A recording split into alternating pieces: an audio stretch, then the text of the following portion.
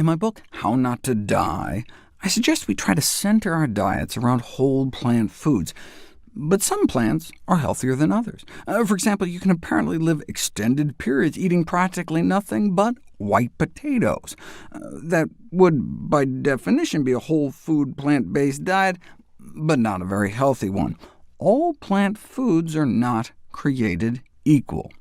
The more I researched over the years, the more I've come to realize that healthy foods are not necessarily interchangeable. Some foods and food groups have special nutrients not found in abundance elsewhere.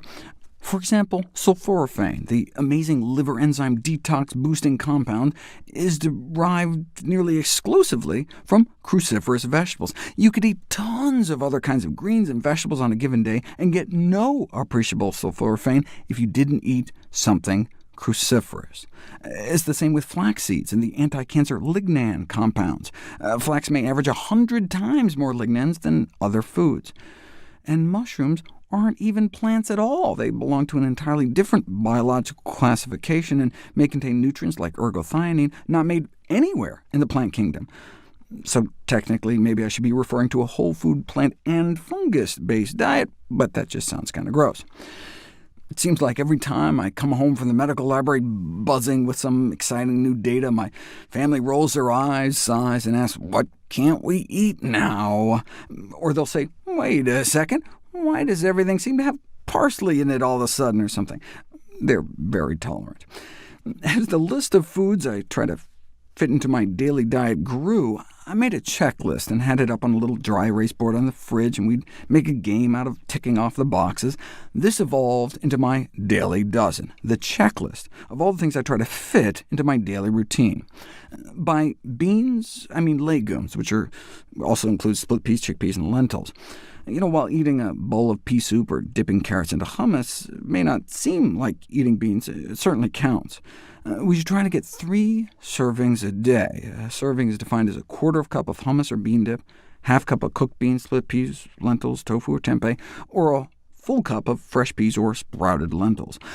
Though peanuts are technically legumes, nutritionally I've grouped them in the nuts category, just as I would shunt green beans, snap peas, and string beans into the other vegetables category. A serving of berries is a half cup fresh or frozen, or quarter cup of dried. While biologically speaking, avocados, bananas, and even watermelons are technically berries, I'm using the colloquial term for any small edible fruit, which is why I include kumquats and grapes, and raisins, as well as fruits that are typically thought of as berries, but actually technically aren't, such as blackberries, cherries, mulberries, raspberries, and strawberries. For other fruits, a serving is a medium-sized fruit, a cup of cut-up fruit, or a quarter cup of dried fruit. Again, I'm using the colloquial rather than the botanical definition, so I place tomatoes in the other vegetables group. Common cruciferous vegetables include broccoli, cabbage, collards, and kale. I recommend at least 1 serving a day, typically a half cup, and at least 2 additional servings of greens a day, cruciferous or otherwise. Serving sizes for other greens and vegetables are a cup for raw leafy vegetables, a half cup for other raw or cooked non-leafy vegetables, and a quarter cup for dried mushrooms. Everyone should try to incorporate 1 tablespoon of ground flax seeds into their daily diet, in addition to a serving of nuts or other seeds. A quarter cup of nuts is considered a serving, or 2 tablespoons of nut or seed butters, including peanut butter. Chestnuts and coconuts, though, don't nutritionally count as nuts. I also recommend 1/4 teaspoon a day of the spice turmeric, along with any other salt-free herbs and spices you may enjoy. A serving of whole grains can be considered a half cup of hot cereal, such as oatmeal, cooked whole grains, or so-called pseudo-grains like amaranth, buckwheat, and quinoa, or a half cup of cooked pasta or corn kernels, a cup of ready-to-eat cold cereal, 1 tortilla or slice of bread, half a bagel or English muffin, or 3 cups of air-popped popcorn. The serving size in the beverage category is 1 glass, 12 ounces, and the recommended 5 glasses a day is in addition to the water you get naturally from the foods in your diet. I explain my rationale in my video, How Many Glasses of Water Should We Drink a Day? Finally, I advise 1 daily serving of exercise, which can be split up over the day.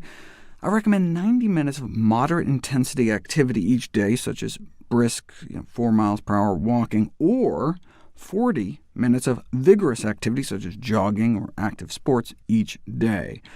I explain my reasoning for that in my video, How Much Should You Exercise? This may all sound like a lot of boxes to check, but it's easy to knock off a bunch at a time. One simple peanut butter banana sandwich, and you just checked off 4 boxes. Or imagine sitting down to a big salad: 2 cups of spinach, a handful of arugula, a handful of walnuts, a half cup of chickpeas, a half cup of red bell pepper, and a small tomato. You just knocked out 7 boxes in one dish. Sprinkle on your flax, add a handful of goji berries, and enjoy it with a glass of water and fruit for dessert, and you just wiped out nearly half your daily check boxes in a single meal. And then if you just ate it on your treadmill— just kidding. Do I check off each glass of water I drink? No. In fact, I don't even use the checklist anymore. I just used it initially as a tool to get me into a routine. Whenever I was sitting down to a meal, I would ask myself, could I add greens to this? Could I add beans to this? I always have an open can of beans in the fridge. Can I sprinkle on some flax or pumpkin seeds, or maybe some dried fruit? The checklist just got me into the habit of thinking, how can I make this meal even healthier? I also found the checklist help with grocery shopping. Although I always keep bags of frozen berries and greens in the freezer, if I'm at the store and want to buy fresh produce for the week, it helps me figure out how much kale or blueberries I need. The checklist also helps me picture what a meal might look like. Looking over the checklist, you see that there are 3 servings each of beans, fruits, and whole grains, and about twice as many vegetables in total than any other component. So glancing at my plate, I can imagine 1/4 of it filled with grains, 1/4 with legumes, and a half of the plate filled with vegetables, along with maybe a side salad and fruit for dessert. I happen to like one-bowl meals where everything's mixed together, but the checklist still helps me to visualize. Instead of a big bowl of spaghetti with some veggies and lentils on top, I think of a big bowl of vegetables with some pasta and lentils mixed in. Instead of a big plate of quinoa with some stir-fried vegetables on top, I picture a meal that's mostly vegetables, and oh look, there's some quinoa and beans in there too. But there's no need to be obsessive about the daily dozen. On hectic travel days, when I've burned through my snacks, stuck in some airport food court somewhere, sometimes I'm lucky if I even hit 1/4 of my goals. If you eat poorly one day, just try to eat better the next.